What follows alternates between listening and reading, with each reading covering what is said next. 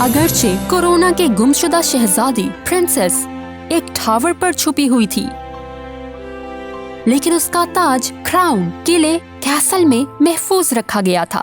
लेकिन ये ज्यादा अरसा तक महफूज न रहा।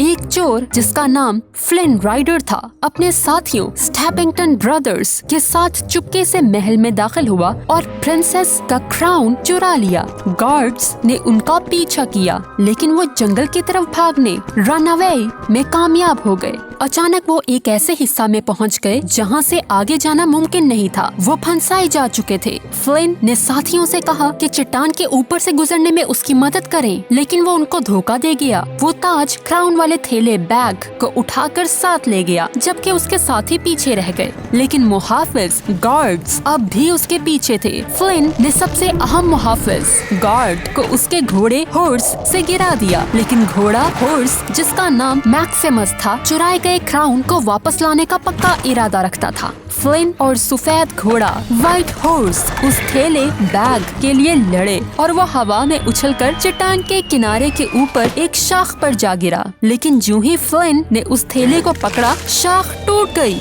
और वो चट्टान से नीचे गिर गए।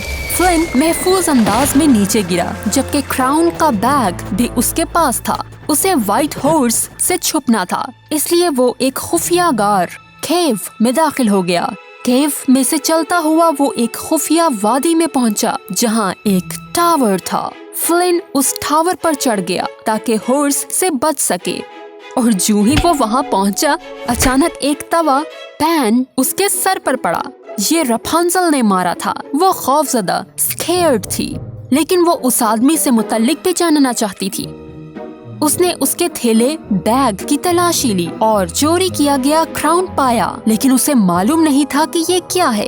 अपने हेयर को इस्तेमाल करते हुए उसने फ्लिन को कुर्सी से बांध दिया और फिर उसे जगाया। फ्लिन ने उसे बताया कि वो सिर्फ गार्ड्स से बचने के लिए टावर पर चढ़ा।